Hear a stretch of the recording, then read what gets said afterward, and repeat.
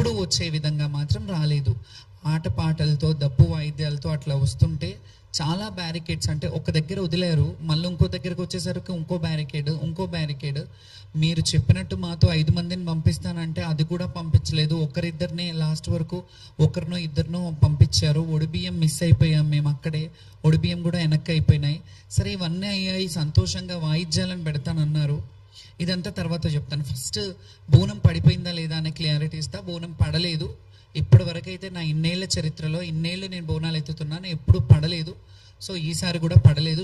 కాబట్టి నా ఫ్యాన్స్కి, నన్ను నమ్ముకునే భక్తులకి, వీళ్ళందరికీ నేను ఈ విషయంగా మీకు చెప్తున్నాను. ఈ ప్లాట్ఫామ్ విధంగా ఆ వీడియోస్ కూడా పెడతాను, నేను నా ఇన్స్టాగ్రామ్లో పెడతాను.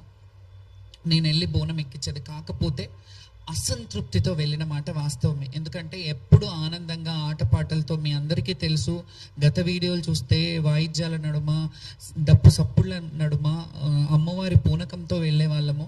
ఎక్కడికక్కడ నిర్బంధనం మెల్లిగా అంటే ఇది ఒక టార్గెటెడ్ విషయంలాగా జరిగినట్టు అనిపించింది నాకు. ఎందుకంటే ఇందులో జరిగిన తప్పిదం ఏంటంటే, మాకు యాక్చువల్లీ పోలీస్ డిపార్ట్మెంట్ నుంచి ముందుగా ఒకరోజు ముందు కాల్ చేశారు.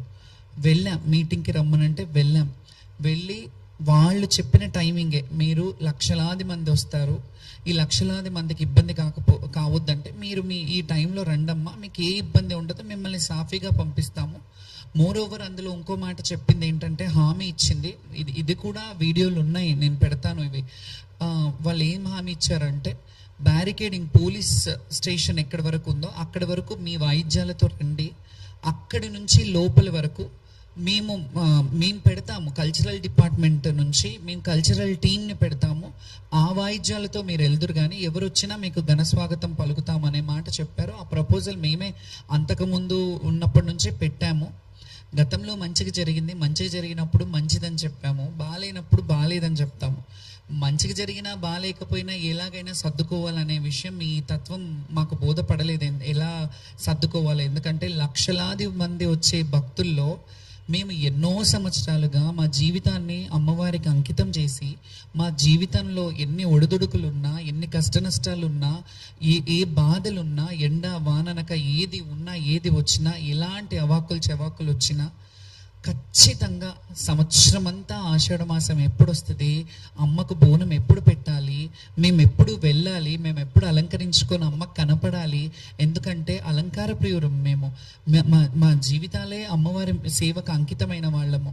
ఈ అలంకార ప్రియులం అనే ఇదిని మేము అమ్మవారిని ఆవహించుకొని అలా అలంకరయ్యి చక్కగా అమ్మవారికి మమ్మల్ని చూసి సంతోషిస్తుందేమో, అమ్మ మమ్మల్ని, ఆ బిడ్డలు వచ్చారు, నా బిడ్డలు చక్కగా వచ్చారు.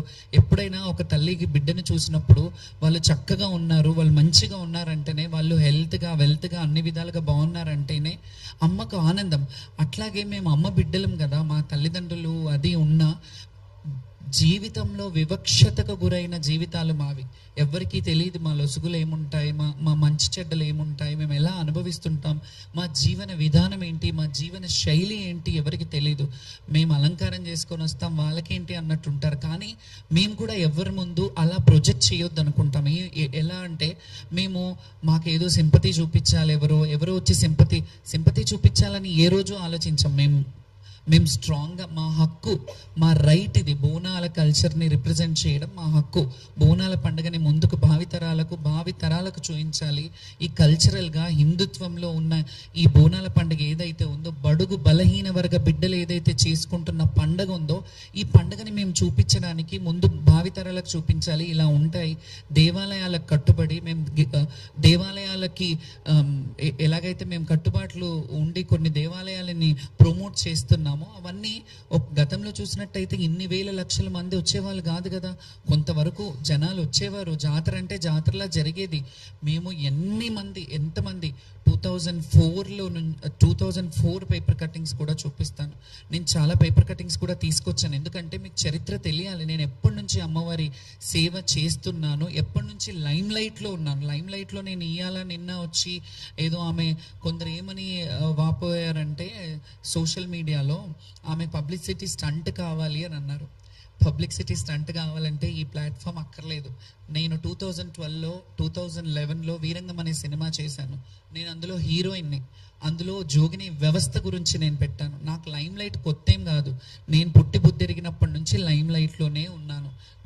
నేను పుట్టి మా తల్లి ఒళ్ళో ఉన్నంత వరకు మా తల్లి లైమ్ లైట్లో ఉన్నాను. మా తల్లికి నేను ఫెమిలియర్. తర్వాత నేను ఊహ వచ్చినప్పటి నుంచి ప్రజలకు ఫెమిలియర్, జనాలకు ఫెమిలియర్. నేను ఇట్లా ఫెమిలియర్ పిచ్చి కానీ ఇంకేదో సోషల్ స్టంట్స్ చేయాలంటే నాకు చాలా వేస్ ఉన్నాయి. నేను అవి ఎంచుకోలేదు ఎప్పుడు. నన్ను నేను తగ్గించుకొని నన్ను నేను అంటే అనుభవము వయసు అనేది కూడా అంటారు కదా, అది వచ్చిన కొద్దికి నన్ను నేను చాలా కంట్రోల్డ్గా స్టేబుల్గా నన్ను నేను ప్రదర్శిస్తాను ఎవరి ముందు అయినా. ఎందుకంటే గతంలో చూసినప్పుడు చిన్నతనంలో చాలా సందర్భాల్లో ఏడ్చేదాన్ని, ఇంటర్వ్యూలలో కూడా ఏడ్చేదాన్ని. చాలా స్ట్రాంగ్గా ఉండడానికి ప్రయత్నిస్తాను, ఉంటున్నాను కూడా. ఎందుకంటే మనం చూసి 10 మంది నేర్చుకుంటారు అనే దాన్ని బట్టి. సో దీంట్లో ఓవరాల్గా ఇవన్నీ చెప్పడం కంటే ఆ పోలీస్ డిపార్ట్మెంట్ వాళ్ళు పిలిపించి మమ్మల్ని మీరు ఈ టైంకి రమ్మన్నారు, ఆ టైంకి ఎస్ఐని పెట్టారు, వాళ్ళు కదా బాధ్యత వహించాలి. పోలీసుల మీద మేము ఇట్లా ఎందుకు చేశారు, మీరు ఇది కరెక్ట్ కాదు కదా అని అన్నాము. నెక్స్ట్ డే బోనాలు పడిపోయిన వాళ్ళే కొందరు బోనాలు పడిపోయినాయి అని చెప్పారు. ఇందులో ఓవరాల్గా మాకు ఇంకా మనసు నొచ్చుకున్న బాధ ఏంటంటే, కొంతమంది ఈ అపోహలు పెట్టి కొంతమంది ఏవైతే చేస్తున్నారో ఆ చర్యలు కావాలని చేస్తున్నారనే డౌట్ కూడా నాకు వస్తుంది. కొందరు మరి అది అధికారంలో ఉన్న వాళ్ళు చేస్తున్నారా, వేరే వాళ్ళు చేస్తున్నారా అనే డౌట్ నాకు కూడా వస్తుంది. మీకు ఎట్లా డౌట్ వస్తుందో నేను కూడా డౌట్ పడే హక్కు నాకుంది. ఎందుకంటే కొంతమంది జోగినీలను తీసుకొని కొన్ని సోషల్ మీడియాలు దుష్ప్రచారంలో చేతులు కడుక్కొని ఉన్నారు. ఎందుకంటే నేను స్పృహ తప్పిపోయాను, ఆమె స్పృహ తప్పిందంతా డ్రామా, యాక్టింగ్ చేస్తుందేమో, అట్లా ఇట్లా పడిపోయి మళ్ళీ లేచి మాట్లాడుతుంది అని అంటే, నేను అక్కడ చచ్చిపోలేదు, స్పృహ మాత్రమే తప్పాను. నాకు మంచినీళ్ళు తాగిపించారు, నాకు వాటర్ తాగిపించారు. యాక్చువల్లీ ఇంకొక విషయం చెప్తున్నాను. నేను ఈ క్వశ్చన్లన్నీ జనాలు తెలియాలని నేను ఈ ప్రెస్ మీట్ పెట్టాను. ఇవన్నీ చెప్తున్నారు కదా, నేను స్పృహ తప్పిపోయినాను కదా, నా డ్రామా అన్నప్పుడు అట్లీస్ట్ అక్కడ ఒక మెడికల్ క్యాంప్ ఉంటుంది కదా, మెడికల్ క్యాంప్ రావాలి కదా నాకు నీళ్ళు ఇవ్వడం. సరే పడిపోయాను, డ్రామా చేశాను, పక్కకి తీయడానికైనా రావాలి కదా, ఎవరైనా రావాలి కదా. పోలీసు వాళ్ళు బోనం అక్కడ కొంతమంది శివశక్తులు వచ్చారు. మేము కూర్చున్న దగ్గర అక్కడ మామూలుగా వాపోతున్నాం, చాలామంది బోనాలు పడిపోయాయి. చాలామంది మీ మీడియాకు కూడా తెలుసు, మీడియాను కూడా కొన్ని ప్లేసెస్లోకి ఎంటర్ అవ్వనివ్వలేదు. మీ అందరికీ తెలిసిన విషయంలో ఇంట్లో నన్ను ఒక్కదాన్ని అంటే అన్నారేమో, వీళ్ళందరూ డ్రామా చేస్తున్నారా, అక్కడ కింద పడిపోయిన వాళ్ళు, బోనం పడిపోయి ఏడుస్తున్న వాళ్ళు, వీళ్ళందరూ డ్రామాలు చేస్తున్నారా. ఫస్ట్ ఈ డ్రామా అనే మాట కూడా నేను చాలా తీవ్రంగా ఖండిస్తున్నాను. ఎవరైతే అన్నారో, కొన్ని యూట్యూబ్ ఛానల్లో ఎవరైతే పెట్టారో సోషల్ మీడియా వాళ్ళు జర్నలిస్టులు కాదు. మీరు జర్నలిజం చేశారా, మీరు జర్నలిస్ట్లా? మా వ్యక్తిగతం బౌన్సర్లు ఎందుకు అనే ఒక క్వశ్చన్ రేజ్ చేశారు ఒక ఛానల్లో. ఆ ఛానల్ ఏదో కూడా నేను చెప్తాను, ఆ వ్యక్తులు ఎవరో కూడా చెప్తాను. ముందుగా నేను చెప్పే ముందు మీకు అర్థం కావాలని చెప్తున్నాను. అందులో బౌన్సర్లు ఎందుకు, ఈమెకు బౌన్సర్లు అవసరమా, అయినా శివశక్తులు జోగినీలకి బౌన్సర్లు అవసరమా అంటే అవసరమే. ఎందుకో చెప్పనా, లక్షలాది మంది మన్నలను, లక్షలాది మంది ప్రేమను సంపాదించుకున్న మేము, కొంతమంది చెడుగా ఉంటారు, కొందరు మంచిగా ఉంటారు. అందులో ఎక్కడ కూడా అపశృతి జరగొద్దు. మేము బోనాలు తీసుకెళ్లేటప్పుడు తెలియక కూడా అత్యుత్సాహంతో, అతి ప్రేమతో వాళ్ళు మా మీదికి పడి ఫోటోలు దిగాలని, ఫోటోల కోసం ఎగబడుతుంటారు. ఈ విషయం మీ అందరికీ తెలిసిందే, మీడియా వాళ్ళకి. ఎందుకంటే మిమ్మల్ని కూడా తోసేసిన సందర్భాలు ఉన్నారు. మీరు కూడా చాలామంది నా బోనానికి కింద పడ్డ సందర్భాలు చాలా ఉన్నాయి. సో ఆ బౌన్సర్లను పెట్టుకున్నారంటే ఆ బోనం పడొద్దు, బోనం భంగం కావద్దని చెప్పి ఈ కల్చర్ని భ్రష్టు పట్టియొద్దు, కల్చర్ని రిప్రజెంటేషన్. నేను అమ్మకి 365 రోజులు మనకు అన్నం పెట్టే అమ్మకి మనం ఒక రోజు బోనం చేస్తున్నామంటే అది పవిత్రంగా తీసుకెళ్లాలని ఒక్క పొద్దుతో, ఉపవాసంతో మేము వెళ్ళి అమ్మవారికి నైవేద్యం ఆటపాటలతో, డప్పు చప్పుళ్లతో ఇవన్నీ వెళ్ళి మేము ప్రజెంట్ చేయడం జరుగుతుంది. డబ్బులు గవర్నమెంట్ పెట్టట్లేదు, మా సొంత డబ్బులు.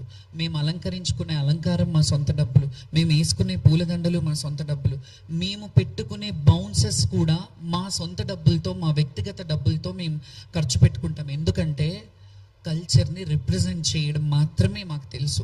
కల్చర్ని రిప్రజెంట్ చేయాలి, మేము బోనాలు తీసుకెళ్ళాలి, అమ్మని, తల్లిని చూడాలి. సంవత్సరం అంతా ఎదురు చూసే ఘట్టం ఏదైతే ఉంటుందో, ఆ సికింద్రాబాద్, ఉజ్జయిని మహంకాళి కావచ్చు, ఎల్లమ్మ, బల్కంపేట ఎల్లమ్మ కావచ్చు, కావచ్చు, ఏడుపాయల దుర్గమ్మ కావచ్చు, కొమరవెల్లి మల్లికార్జున స్వామి కావచ్చు, ఐలవేణి కావచ్చు, మేడారం సమ్మక్క సారక్క జాతర కావచ్చు, అక్కడ అన్ని వేలాది లక్షలాది మంది శివశక్తులు భక్తులు అందరూ వెళ్ళడంలో శివశక్తులు కొంత ప్రత్యేకమైన అలంకారాల్లో ఉండడంలో తప్పే ఉంది.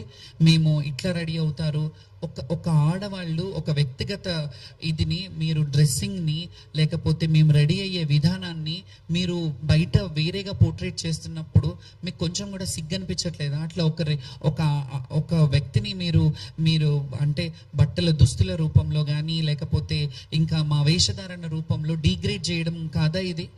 డిగ్రేడ్ చేయడం, మమ్మల్ని తక్కువ చేసి మీ హేళన చేయడం కాదా ఇది? మా వస్త్రధారణ మీద మీరు అట్లా హేళ చేయడం అదొకటి. ఇంకొకటి, అందులో కొంతమంది పోలీసుల హడావిడి జరిగింది, పోలీసుల గొడవలు జరిగినాయి. నెక్స్ట్ డే మమ్మల్ని పంపించేశారు. బోనము వేరే కొంతమంది జోగినీళ్ళు మేము అక్కడ కూర్చున్నప్పుడు వచ్చేసి గబగబల్ని ఏమైందో తెలియదు మాకు, మేము వచ్చేసినాము, వాళ్ళు కూర్చునేసరికి బోనం ఎక్కించాం. కొంచెమన్నా బుద్ధుంది మాట్లాడుతున్నారా మీరు? శివశక్తులకి ఈ మాట చెప్తున్నాను. నేను ఏ రోజు కూడా ఇవన్నీ పక్కన పెడితే, నేను ప్రభుత్వంతో కొట్లాడానా ఇవన్నీ కొట్లాడానా పక్కన పెడితే, నేను డైరెక్ట్ క్వశ్చన్ ఒక శివశక్తులకు వేస్తున్నాను ఈ సవాలు. ఇన్ని రోజులు శివశక్తులకు మేము ఏదైతే చేస్తున్నామో, శివశక్తుల గురించి పోరాడుతున్నామో, ఏ రోజు నా గురించి పోరాడలేదు. నా గురించి ఒక్కదాని గురించి అయితే నాకు గ్రీన్ కార్పెట్ కాదు, 7 కలర్స్ ఆల్ కలర్స్ కార్పెట్లు వేసేస్తారు.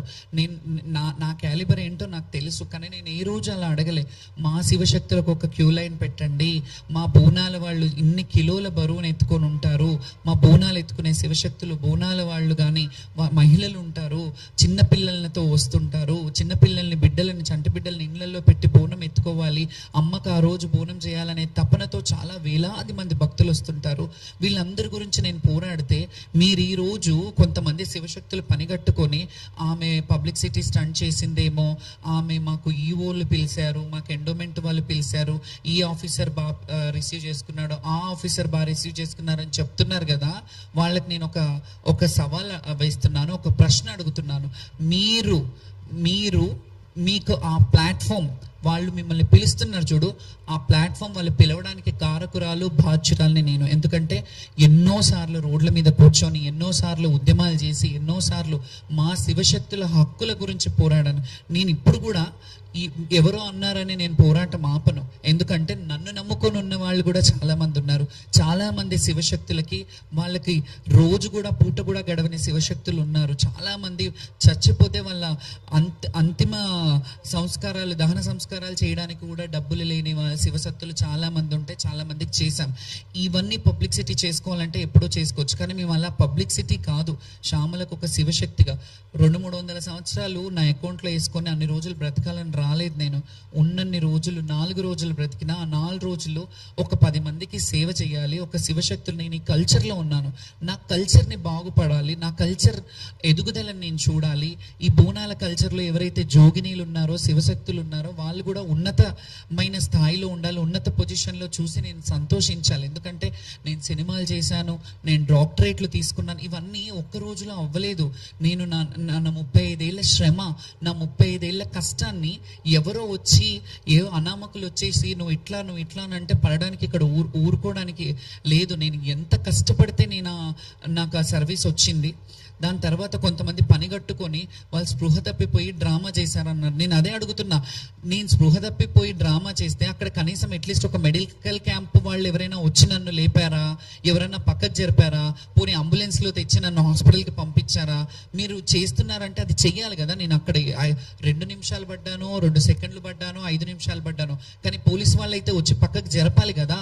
ఇది మీ బాధ్యత కదా. ఎందుకంటే మీరు హామీ ఇచ్చారు, మేము ఎప్పుడులాగానే వస్తుండే, మీ హామీ ఇచ్చారు. ఇంకొకటి, ఇదంతా నేను అయిపోయింది. నెక్స్ట్ డేకి రంగం రోజు మేము ధర్నా చేయంగానే సామరస్యమైన ధర్నా పెట్టుకున్నాం మేము. ఎందుకంటే రంగం జరుగుతున్న సమయంలో ఇబ్బంది పెట్టొద్దు అని మేము బయట నుంచి ప్రొటెస్ట్ చేశాం. ఆ ప్రొటెస్ట్కి పోలీసు వాళ్ళు, మంత్రి పొన్నం ప్రభాకర్ గారు, అలాగే శాసనసభ వర్యులు తలసాని శ్రీనివాస్ యాదవ్ గారు, వద్దమ్మా ఇట్లా ఇంకొకటి ఇందులో చెప్తాను, అమ్ముడు పోయారు మీరు అనే మాట కూడా ఒక కొందరు చెప్పారు. అది అమ్ముడు పోయిన మన అంటే ఎలా అడిగారంటే, మేము బయట ధర్నా చేశాము, ధర్నా చేయంగానే వద్దు మీరు అలా చేయకండి, బాగుండదు, మీరు రండి మాట్లాడుతున్నారని ఒక రాష్ట్ర మంత్రివర్యులు, రాష్ట్రానికి సంబంధించిన మంత్రివర్యులు పిలిపిస్తే వాళ్ళని డిస్రెస్పెక్ట్ చేయాలా నేను అక్కడే ఉండి, లేకపోతే వాళ్ళతో వెళ్ళి మాట్లాడి సంజయ్షికి వాళ్ళు అంటే మా సమస్యలు అడిగి పరిష్కరించాలని అని పిలిచినప్పుడు మేము మాట్లాడకుండా లేదు మీరే రండి అంటానా? నాకు సంస్కారం ఉంది కదా, నేను చదువుకున్నాను కదా, ఆయనను అక్కడికి రమ్మనలేదు కాబట్టి నేనే వెళ్ళాను. ఎండోమెంట్ ఆఫీస్లో కూర్చున్నారు, పక్కన ఈఓ ఆఫీస్లో కూర్చున్నాము. లోపల ఒక ఆఫీసర్, ఒక ఐపీఎస్ ఆఫీసర్ ఉన్నారు, మంత్రి గారు ఉన్నారు, మా ఎమ్మెల్యే గారు ఉన్నారు. వాళ్ళందరూ మా కొంతమంది జోగినీలతో శివశక్తులతో ఏం కావాలి మీకు అని అడిగారు. ఏం కావాలంటే ప్రతిసారి ఇదే గొడవలు ఏంటి సార్, మాకు కూడా రైట్స్ ఉన్నాయి, మేము ఎన్నో ఏళ్ళ నుంచి బోనాలు తెస్తున్నామంటే మీ రైట్స్ 100% ఉన్నాయమ్మా, ఏం చేస్తే బాగుంటుంది అని అన్నారు. నేను అన్నాను మా వాళ్ళల్లో కూడా ఇట్లా బోర్డు మెంబర్స్ ఎవరన్నా వేస్తే వాళ్ళైనా అట్లీస్ట్ మమ్మల్ని రిసీవ్ చేసుకుంటారు. ఒకరు మాలాంటి వాళ్ళు ఎవరన్నా ఇక్కడ టెంపుల్ దగ్గర ఎవరన్నా మా శివశక్తుల సంబంధించిన వాళ్ళని వేసి ఉంటే ఆ కమిటీలో కానీ లేకపోతే అక్కడ చుట్టుపక్కల వాళ్ళు మమ్మల్ని చూసుకోవడానికి ఒక ఇన్ఛార్జ్గా ఒక శివశక్తిని నేను ఒక్కదాన్ని ప్రతి ప్లేస్లో చేయలేను. నన్ను చేయమని నేను అడగలేదు. ఎవరినన్నా వేస్తే వాళ్ళు ఇంకా మిగతా వాళ్ళని ప్రోత్సహిస్తారు కదా, ఒకరి త్రూగా ఒకరికి మా సంఘం మా సంస్థ కానీ కొంత మెరుగుపడతారు. అంటే మా కల్చర్ని ఇంకా ముందుకు తీసుకెళ్ళడానికి ప్రయోజనం అవుతుంది అని అంటే ఆయన చాలా బాగా చెప్పారు, బాగా స్పందించారు. ఎస్ అమ్మా మీరు ఎట్లా అంటే అట్లా, ఖచ్చితంగా మీ రైట్ అది. పొన్నం ప్రభాకర్ గారికి చాలా కృతజ్ఞతలు చెప్తున్నాను నేను. మీ రైట్ అమ్మా అది. మీరు చాలా రిక్వెస్ట్ చేశారు మీరు ఇలా చెయ్యొద్దు, మీరు ఆశీర్వదించాలి, మేము ఓట్లు అడిగి ఎట్లాగైతే ఇట్లా సభలలో వస్తామో మీ ఆశీర్వాదాలు కూడా మాకు కావాలి, మా రాష్ట్రం నడిపించడానికి కూడా మీ దీవెనలు ఉండాలని ఎంత బాగా చెప్పారు. అయిపోయింది. అంతకు ముందు రోజు కూడా నేను ఇది చేస్తుంటే మీరు అందరు చాలా మంది అన్నారు ప్రతిపక్షం వాళ్ళు ఇది చేస్తున్నారేమో అని. ప్రతిపక్షం వాళ్ళు చేయడం కాదు, అసలు చెప్పాలంటే అంతకు ముందు రోజు తలసాని శ్రీనివాస్ యాదవ్ గారు పోలీస్ డిపార్ట్మెంట్ వాళ్ళు ఆయనకి మాకు ఎప్పుడైనా వెళ్తూ ఉన్నప్పుడు వస్తున్నప్పుడు ర్యాప్ ఉంటుంది కాబట్టి ఆయనతో కాల్ చేయించి మమ్మల్ని అడిగారు, అమ్మ మీరు ఇలా చేయకండి బాగుండదు, ఇది బయట వేరేగా పోట్రే అవుతుంది, అంతా వేరేగా వెళ్తుంది, దీన్ని వదిలేద్దాం, మీకు ఏమైనా కావాలంటే సమస్యలు ఉంటే అడుగుదాము, మీరు రండి అని అన్నారు. అంటే నేను నెక్స్ట్ డే వెళ్ళాను కదా, సామరస్యంగా ప్రొటెస్ట్ చేస్తున్నప్పుడు వచ్చినప్పుడు ఆయనని కూడా ప్రతిపక్షం వాళ్ళు చేశారు అని వాళ్ళ మీద వేయడం చాలా తప్పు. ఎందుకంటే ఆయన బయటకు వచ్చి జోగినీలకు జరిగిన ఏదైతే ఈ సమస్యలు ఉన్నాయో, జోగినీలకు జరిగిన ఇబ్బందులు, వాళ్ళకి జరిగిన అవమానాల పట్ల ఒక ఎమ్మెల్యే హోదాలో ఉండి, ఒక మాజీ మంత్రి హోదాలో ఉండి ఆయన భేషజాలకు పోకుండా అది పార్టీకి సంబంధించింది కదా, ఇప్పుడున్న గవర్నమెంట్ కదా వాళ్ళకి చూసుకోవాలి అని అనుకోకుండా సారీ చెప్పారు. దానికి మేము కృతజ్ఞతగా ఉండమా? దానికి కూడా మళ్ళీ ప్రతిపక్షం వాళ్ళు మాట్లాడారు అని అన్నారు. సరే ప్రతిపక్షం వాళ్ళు ఉన్నారు, ఇప్పుడు గవర్నమెంట్లో ఉన్న వాళ్ళు ఇద్దరు ఉన్నారు. లోపలికి వెళ్ళి ఆయన మాట్లాడంగానే బయటకు వచ్చి చెప్పారు మేము చూసుకుంటాము, వాళ్ళకి కొన్ని బోర్డు మెంబర్స్ అడిగారు, బోర్డు మెంబర్స్ ఇస్తే ఇలాంటి ఇష్యూస్ జరగవు కదా, వాళ్ళకు కూడా ఇలాంటి దేవాలయాల్లో కొందరిని అసోసియేట్ చేయాలి అని వాళ్ళు కూడా ప్రెస్లో చెప్పారు మీ అందరి ముందే. వాళ్ళు వెళ్ళిపోయారు. హ్యాపీగా ఉంది కదా అని మేము డ్యాన్స్ ఆడాము. అక్కడ ఆడితే కొంతమంది జోగినీలు ఏమంటారు, మీరు డ్రామా చేశారా, మీరు ముందు ప్రొటెస్ట్ చేశారు తర్వాత పోయి డ్యాన్స్ ఆడారు అని అంటారు. ప్రొటెస్ట్ చేసింది బోనాలు చాలా మంది వ్యక్తుల గురించి, అంతకుముందు జరిగిన బోనాల పండుగ రోజు నిర్వహించిన కార్యక్రమాల్లో ఏవైతే తప్పుదాలు ఉన్నాయో, పోలీస్ డిపార్ట్మెంట్ది కావచ్చు, ఎండోమెంట్లో సంబంధించిన సమస్యలు ఏవైతే ఉన్నాయో వాటి గురించి పోరాడం. నెక్స్ట్ డే ఆ ప్రొటెస్ట్ అయిపోయాక మీకు ఏం కావాలి అని అడిగి మమ్మల్ని సంజాయించినాక అంతా హ్యాపీ ఉన్నప్పుడు ఇంకొకటి, అమ్మవారి ముందు అమ్మవారి ఊరేగింపు బయటకు వచ్చింది, ఏరుగా అంబారి మీద అమ్మవారు కూర్చున్నప్పుడు మేము ఆడడం, మా పుట్టుకే మా బతుకే మా జీవితమే కాలికి గజ్జ కట్టి అమ్మవారి ముందు ఆడడం. జోగినీలంటేనే శివశక్తులంటేనే మాకు గజ్జ కట్టిన వరకు, మేము గజ్జ కట్టేంత వరకు మా బ్రతుకులు గడవవు. ఎందుకంటే మేము రెడీ అవుతాము అని అంటున్నారు కదా సో కాల్డ్ పీపుల్స్, మేము రెడీ